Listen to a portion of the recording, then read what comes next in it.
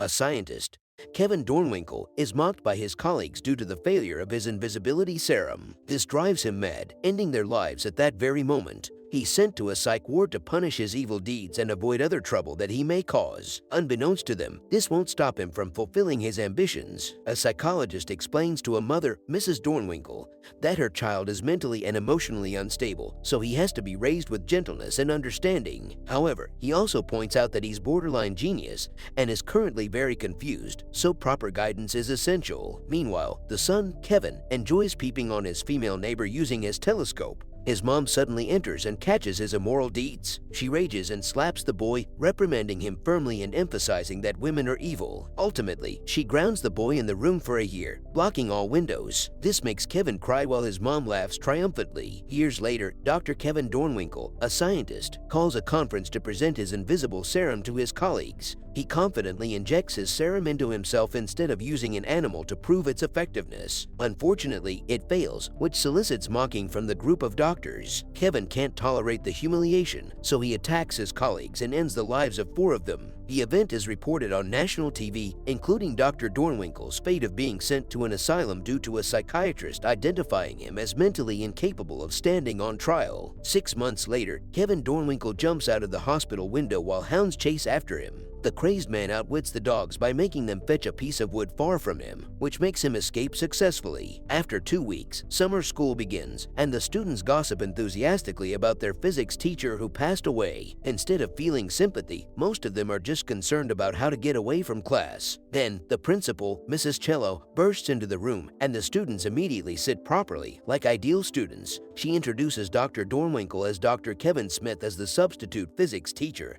and entrusts the students under his care. Afterward, Kevin begins the class by expressing his desire to have a pleasant time for everyone. Then, he awkwardly explains how physics is essential to people. He asks for the 4 basic principles of physics and calls a pretty student named Vicky. She purposely answers the 4 basic food groups instead, and the entire class laughs at the scenario. Kevin controls his emotions and proceeds to the lecture, which disappoints the class. Thinking they could slack off it, the teacher walked out on them. After a few hours, the cheerleaders practice their routine at the gymnasium while Kevin watches on the sidelines, enjoying the view of the flipping short skirts and reliving his pent-up fantasies about women. Meanwhile, the male students also watch the cheerleaders practice. Chet, one of the students, calls Bunny his girlfriend.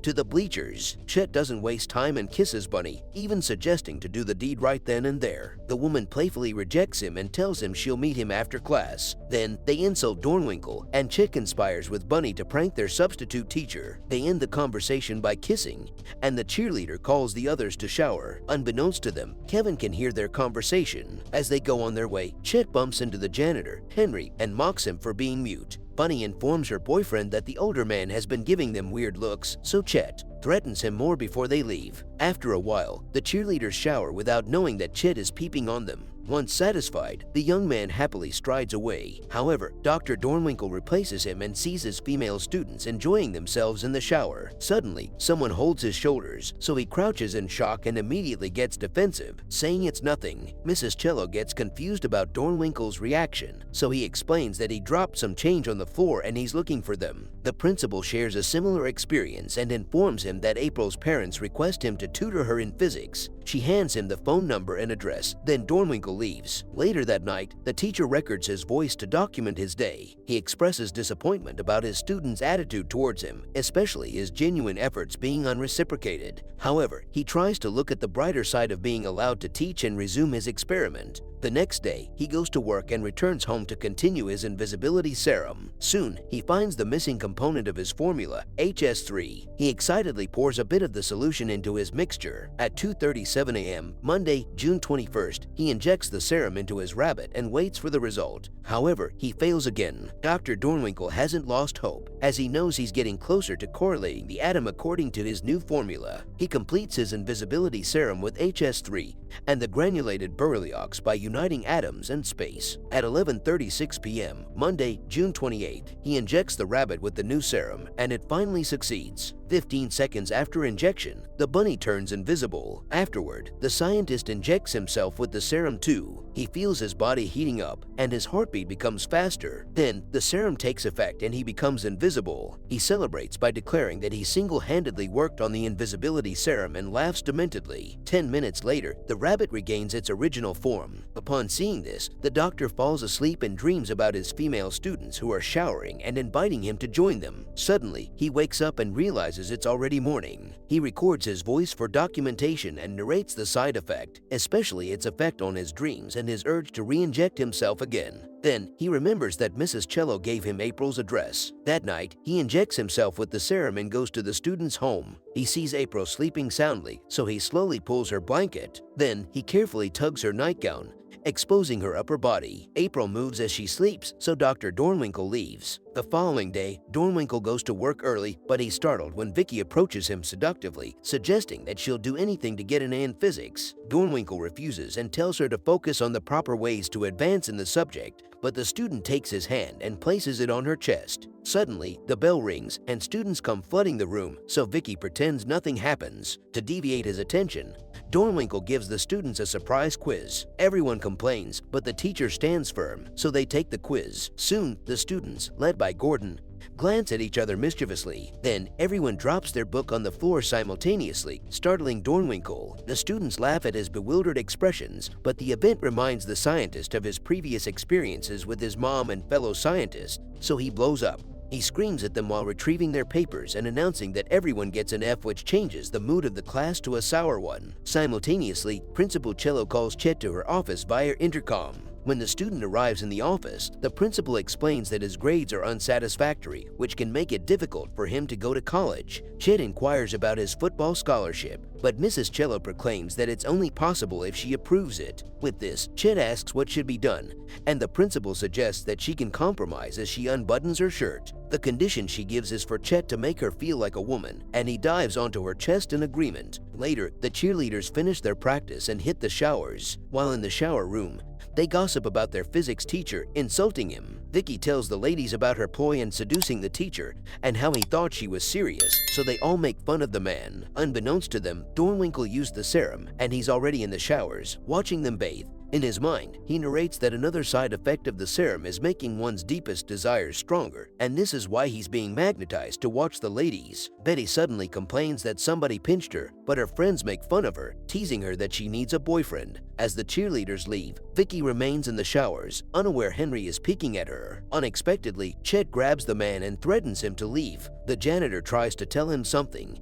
but Chet ignores him, shooing the older man away. Then, he watches Vicky instead. That evening, Kevin has a nightmare of all the past events he encountered, starting from his traumatic childhood with his mom. He overhears the psychologist explaining how horrible he is as he can hurt women, especially since he can be invisible. The following day, Henry enters the men's room, but Chet and Gordon drive him out. The students comment on how weird the mute is, then talk about how they'd continue pranking Dornwinkle, unaware that their teacher overhears them from the other cubicle. Later, Dornwinkle is in the middle of his class when Principal Cello summons him to her office. Once he enters the office, he finds the principal on her chair that's turned away from him. The woman inquires about his personal life, especially if he has a wife or a girlfriend. When he informs her there's none, Mrs. Cello turns around and approaches him wearing a black nightgown. Then, she tells him that she finds him attractive and suggests that they must fulfill each other's needs. However, the scientist refuses her, which makes her mad. Because of this, Mrs. Cello shows him the empty syringe he used for the invisibility serum. She threatens him and dials the phone to call the police. Kevin approaches Mrs. Cello slowly, then caresses her cheek and kisses her. While doing so, he cautiously grabs the letter opener and stabs the woman. Afterward, he returns to the classroom while spaced out,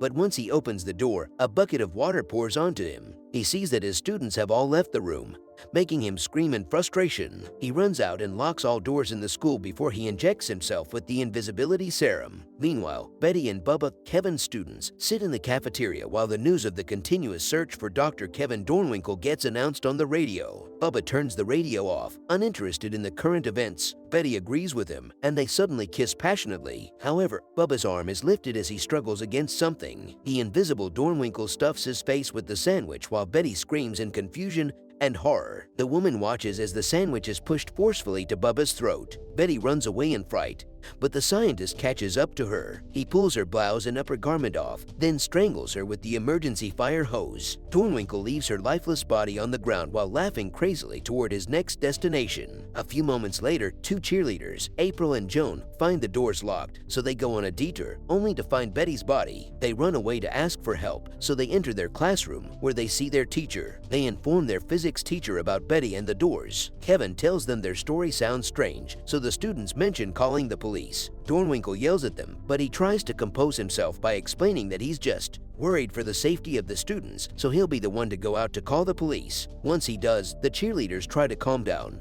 trusting their teacher. They don't notice when the door opens again as they're busy figuring things out. Dornwinkle, who's invisible again, speaks to them mischievously. The ladies hear his voice, but since they see nothing, they feel nervous and head out of the room, only to find it locked. Then, the invisible scientist throws the globe at them. He pushes April out of the way as he rips Joan's blouse. He drags the student towards the aquarium and drowns her there. Right after, Dornwinkle calls April and laughs mockingly as she knows he's invisible. Then, he strangles her and laughs in satisfaction. On the other hand, Gordon and Vicky finish a game in the gym. Gordon notices that there aren't many people around, but his girlfriend ignores his concern as she tells him she's going to shower. Vicky turns on the radio and unclothes while Gordon waits outside. Once she hits the shower, she hears thumps and calls her boyfriend, thinking it's him. However, the radio is tossed on the puddled floor. Vicky screams as she gets electrocuted. After some time, Gordon gets tired of waiting and follows his girlfriend. He arrives at the women's lockers, but no one answers, even if the lights are on. He opens Vicky's locker and finds her there, lifeless. He screams in fright, but the invisible Dornwinkle suddenly punches him, so he runs away. Unfortunately, he can't leave the school because all the doors are locked, and no matter where he goes, the scientist follows him and beats him.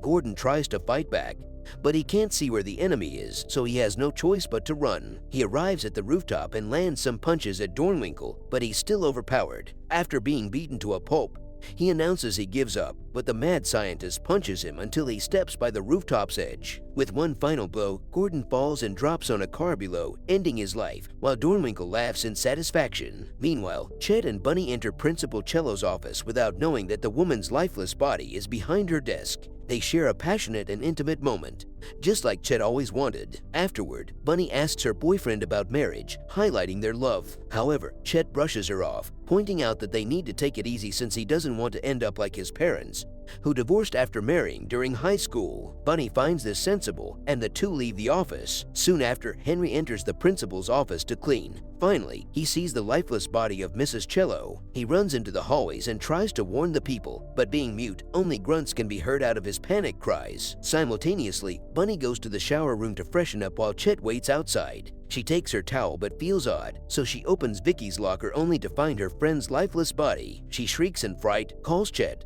and the man concludes that it's Henry who did it. Coincidentally, when they step out of the shower room, the janitor comes in, grunting in panic, so Chet beats him up until he's unconscious. The younger man is about to punch Henry again, but his arm is suddenly grabbed by the invisible Dornwinkle, laughing dementedly. The mad scientist pushes Chet and Bunny, and they both fall to the floor. He goes to the woman and petrifies her movements. Bunny calls Chet for help, but her boyfriend can't see anything on top of her. Kevin laughs and ruthlessly beats him up while mocking him. Luckily, Chet lands a punch on Dornwinkle, and Bunny informs him of the enemy's location as the blood drips from the scientist. Finally, he can hold Dornwinkle, and the two men struggle to win over the other. After a while, the serum loses its effect, and the students can see their physics teacher. Bunny asks him why, but all remorse is gone from him. Dornwinkle takes out another syringe attached to his leg, but he finds it empty. Chet grabs the chance to fight his teacher, but Dornwinkle is now entirely out of his mind. He punches Chet until he's unconscious, then turns to Bunny and jumps onto her, crushing her. Then, Dr. Kevin Dornwinkle heads out of the school with his bloody shoes and goes home. He documents himself on his tape recorder and narrates that the serum brings out the best